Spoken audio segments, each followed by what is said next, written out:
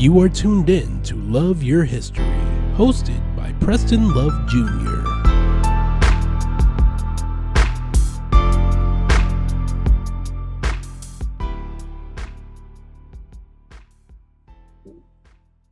Well, hello. It's me again, Preston Love Jr., and we're glad to once again be taping our monthly podcast, webinar, if you will, on the Ernie Chambers Network on YouTube. I hope that you have enjoyed the few shows that we've done so far. The problem that I have is, as always, I have 3 hours worth of thoughts to share with you and about 30 minutes with you. Today, I have somewhat of a heavy heart to begin the show with, and I've tried to give you enough background so that, in fact, you will be with me mentally and spiritually and sensitively as I just talked to you about myself. When I was 41 years old. 41 years old, for the record, was essentially 40 years ago. I'm 80 now, but essentially when I was 41, and a friend of mine was also 41, going to be 42 a few months before me. And I want to talk about he and I as what now, in reflection, were young men. We were young men. We were young men. And 40, we, at that time, thought we were all of that maturity, and thought we had the wisdom of life. We were only 40. It was me, and the other fellow's name was Jesse Jackson, Reverend Jesse Jackson. During those days in the early 80s, 83 and 84 to be exact, Jesse Jackson, Reverend Jesse Jackson, was considering the idea of running for the presidency of the United States. And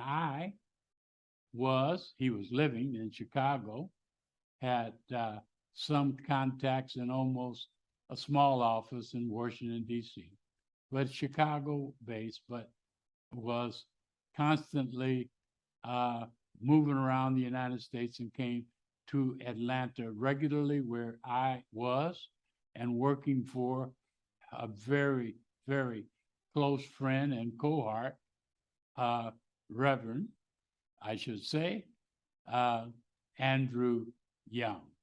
Reverend Andrew Young. He didn't carry the moniker of Reverend the days that I'd known him. He was a man of God, however, not a pastor, but a man of God. I was working with Andrew Young in his administration. I was a hot shot in his administration, having helped him get elected to the mayorship in 1980, and then working with him as one of his 3 appointees as he took office. I had several jobs. Initially, I was the director of the Department of Budget and Management. I went on to run the General Services Department as a director. I was later the Commissioner of Planning. And then later, they asked me to run the Computer Department. I forgot what they called it. It was some fancy name, but I was all of that with Andrew Young in a very short time. It was kind of almost his utility guy. There were 2 other people who were appointed, one of which went on to become the mayor of Atlanta in former days. Her name was Shirley Franklin. To get back to my story, I hope I don't use up all of my time just in the introduction. but it surely could be said that I was working there, of course, with Andrew Young. And the truth of the matter is that Jesse Jackson used to visit often. He and Andrew Young were dear friends, having worked together as part of the Martin Luther King's entourage, and then later as Jesse Jackson moved to Chicago and started Operation Push. I hope that you would enjoy or remember some of that amazing history. It seemed so simple at the time, but in 82 and 83, Jesse would travel to Atlanta, visit Andrew Young. I had never met him. I hailed Reverend Jesse Jackson because of his work in Operation Push in Chicago at a high level. I surely idolized him and was awed in his presence. He was a monster of a man. Even at that time, he was not only appeared to be smart, he was a great speaker. He was very handsome at that time. And so he was an awesome figure. And I say that in the context of living in Atlanta and having been around many, many awesome figures, including Andrew Young and the most marvelous, fantastic leader that I've ever known, quite frankly, personally, and that was Mayor Maynard Jackson. My story is that during those days, without a half hour worth of background, during those days, there was the idea of African American running for president. Now, I might mention historically that 1972, Shirley Chisholm ran. Shirley Chisholm, Congresswoman from Brooklyn, ran for president. She was a wonderful candidate. She was extremely intelligent. She had much to say, but she, in modern history, made history by running. Her candidacy did not catch on and did not stir a lot of excitement in the Black community, other than respect.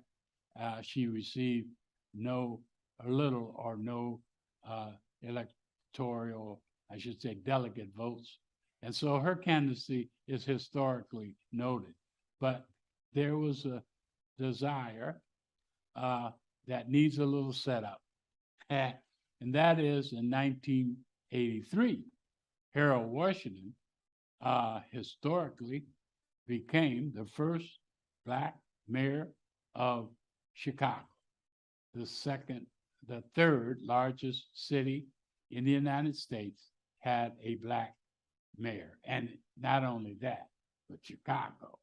And so that incident in 83, I would, on another tape, could share with you my involvement with Harold Washington's election in 83 in Chicago, in spite of the fact that I was living in Atlanta.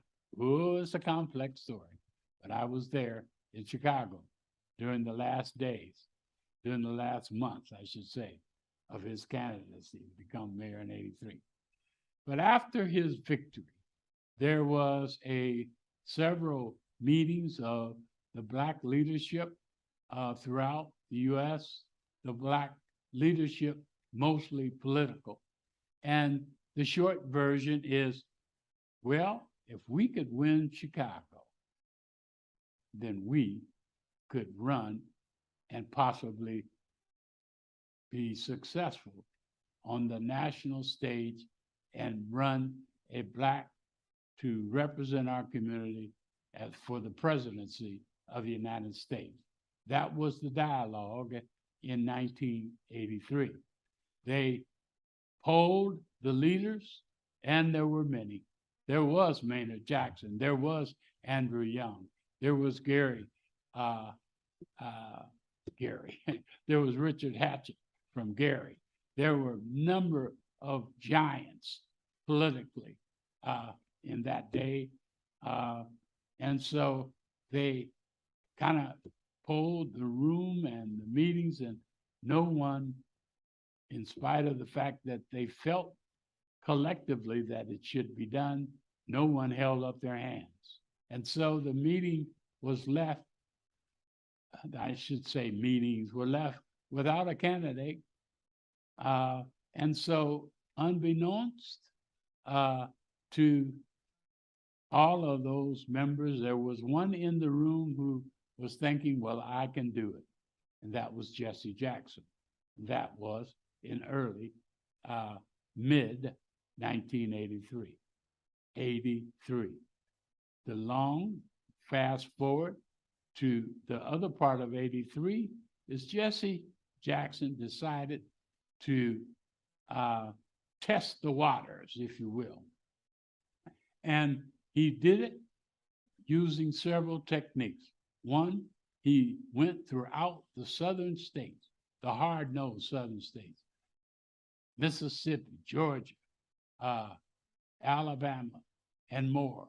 And he went into the barrios and the ghettos amongst the people and registered them like crazy. And out of that phenomena came another phenomenon, which was run, Jesse, run. Run, Jesse, run. That phenomena was saying, Jesse, we want you to run for president. And that was in 83.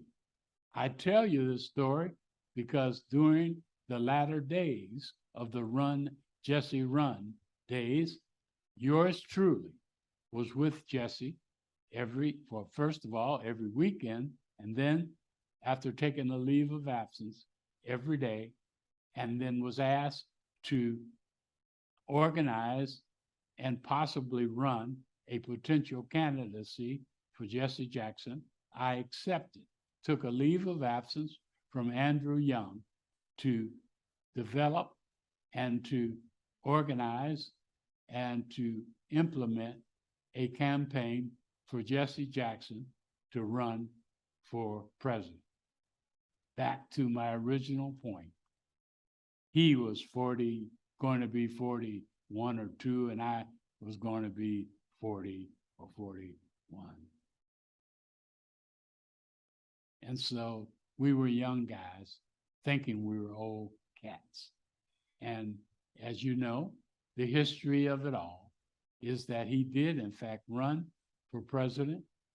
And it began in 83 and went through the entire year of 84, and then on to the actual general election, which Mondale became the nominee for the Democratic Party, but Jesse Jackson had a tremendous campaign. He received over 500 delegates, which was more than historic, but more than that, the Black community was all in for Jesse, the entire Black community, I would say. I use the word entire loosely, but mostly the Black community was solidly behind Jesse Jackson.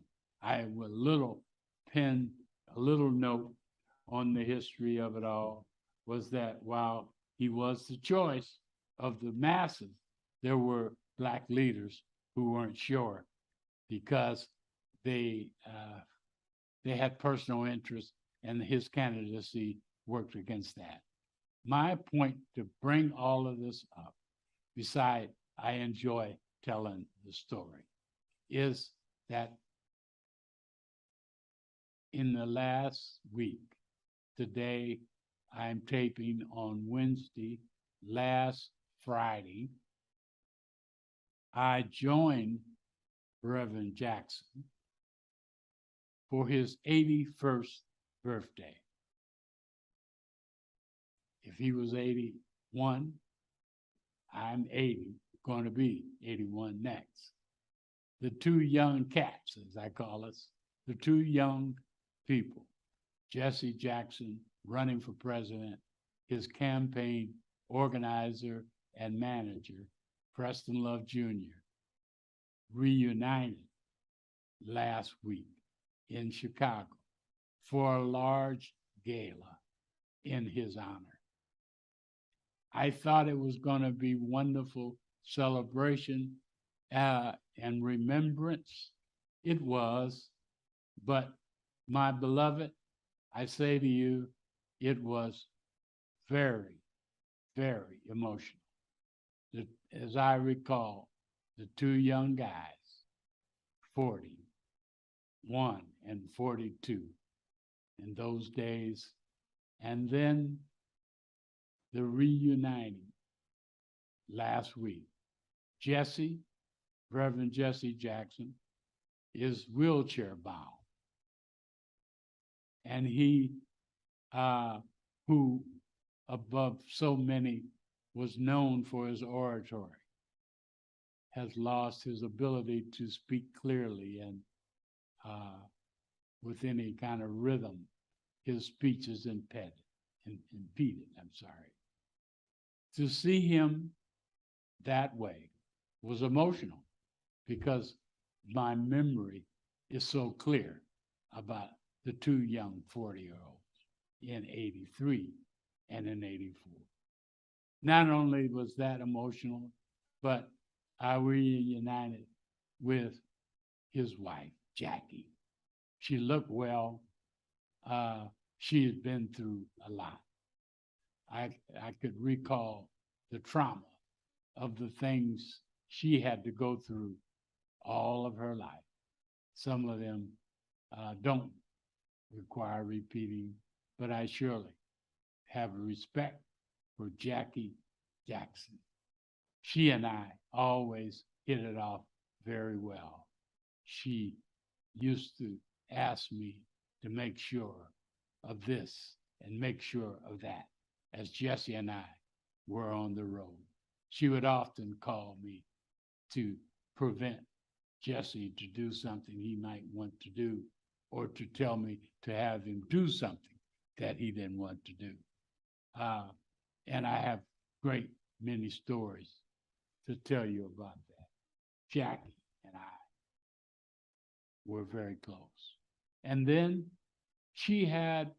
they had 4 kids, a little girl, an older sister, and 3 boys, Yusef, Johnny, and Jesse Jackson Jr., who went on to become congressman from Chicago. You may know the story.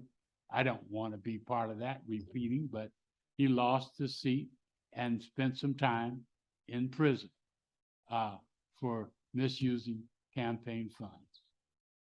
His middle son, Johnny, hear me now, is going to be taking that seat years later after his older brother, and years later, historically, Jesse Jackson's middle son will become congressman from Chicago in that same district.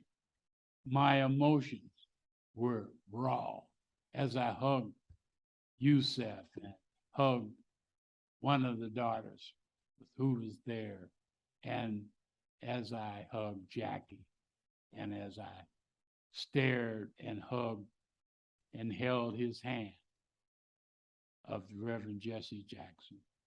It was an emotional event. People were abound everywhere. The event, the gala, was it was a tremendous gala. It was a tremendous gala. It was emceed by the famous and celebrity Tamara Hall, and there were so many guests. The mayor of Chicago spoke and was there. She's about 2 foot tall, but she was there. Many celebrities sent videos. I actually sent a video as well. Bill Clinton, many of the sports heroes and owners of teams, and so many sent videos. Some of them were great and memorable. I sent a message via video too, because I was asked to join the others. I went personally, but I want to share with you in the short minutes that we have left the point that I wanted to make and did make on my video, and I make with you now for historical sake. When Jesse Jackson's legacy and his history will be told, it will be said that he was a great orator and that he worked with Martin Luther King and that he started Operation Breadbasket and some great educational and economic initiatives in and out of Chicago. But his legacy is going to be rooted in his run for president in 1984 and in 1988. That's going to be part of his legacy. And I urge the family, the friends, and to Jesse that he needed to manage his own legacy, not leave it up to the news media. His legacy has some untold parts that I was part of. I will share with you one of those legacy stories and the impact of Jesse Jackson in the 80s. When we were running, the two young kids, 41, 42, one running for president, one running for everything, because we had so many things on our plate. In the early 80s, to remind you, African Americans were not in the national media with great jobs like you see now. They're in every part. You see them on every network, on every cable show. Well, not everyone, surely don't see them on Fox, but you do see them. And you see them in representing the major national type newspapers. You see them everywhere now, but in '83, they were only a handful. One in NBC, one at CNN, one in CBS, one at ABC, maybe two somewhere. And they were sprinkled among the national media, including media like Time Magazine and also CNN. They were single, and they were not receiving important assignments. They were tokens, mostly. They were brilliant people, but they were tokens in the media. And so the legacy, hear me through. And that is when Jesse was running for president, all of those networks, all of those affiliations said, well, you, black person, you go over and cover Jesse. You go cover Jesse. Almost disrespectfully. And they did. And guess what? Jesse made so much news and was so significant to the nation in his candidacy, those black reporters got the best assignments in the nation, and they became their own superstars, and it opened up the door from that point on for a skyrocket of blacks in the media. That should be in his legacy. And so I tell that story, and before I close the web today, I want to urge all of you to know that on future shows, I'm going to be talking to you about the toxic air being spewed by coal burning by Omaha Public Power District and some of the things that we're trying to do about it. Stay tuned for that. And then I want to leave you with this final comment. As we, at the point of this taping, there's only 2.5 or so weeks left before the election. May I say to you, oh my goodness, what's wrong with a community that has so much at stake and has so many needs and so many good things that could happen by voting. And yet we sit sometimes in the barbershop and the beauty parlors and talk about that my vote doesn't make any sense and I don't care about that. And I say to you, oh, how wrong you can be. Very intelligent, wonderful people can be so wrong. We need not to understand these things that way. Ladies and gentlemen of North Omaha, you don't realize that if we don't vote, we don't count. And the things that we are fighting for and need to fight for doesn't get done by the people who could care less about it. And the people who could care less about it get elected mostly, in most cases, because we don't handle our business at the polls. And not only that, we have things at stake.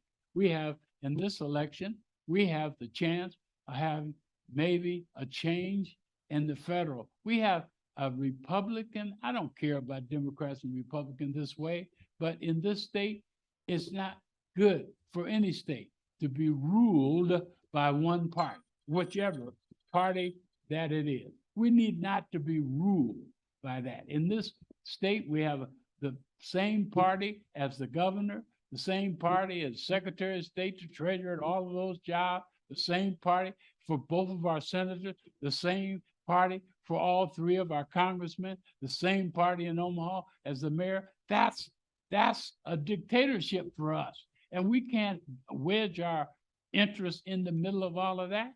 And we don't have access. There's 2 senators probably never even stepped their foot in North Omaha. We need to stop that. We have an opportunity to make a difference in the congressional races by voting and voting strong. And so many of the other races. For county attorney, we need to vote for Dave Pantos. And for school board, we need to vote strongly. And so vote for some of the people that we know, our friends, people we see every day out in the community working. And don't miss the point. We need to vote, and vote for the sheriff's job. I'm voting for Greg Gonzalez. So vote who you want to. That's who I'm voting. My point to you is not so much who, but in some cases, yes, who, but that we need to make our community count, to use our leverage and use our power by voting. We need to do that, because if we don't count. Nobody cares. You should know that people like me are fighting battles with politicians. And sometimes we go up there and say, such and such, and they say, I don't care what you say. Your people don't vote. Don't make me no difference. I get elected without you. Yes, that's the reality. So I say to you as I close the show, thank you for listening to my story about 2 young men who have turned out to be 2 older guys, Jesse Jackson and Preston Love. I'm 80, he's 81, and we're still kicking. Thank the Lord. Thank Jesus for what we are and what we have been and where we are going. I'm not through yet. Jesse doesn't feel that he's through yet. Pray for him and pray for me. Thank you. This has been Love Your History, hosted by Preston Love Jr. If you'd like to leave suggestions, email us at ewcfacts@gmail.com. That's ewcfacts@gmail.com. This is an EWC Communication production.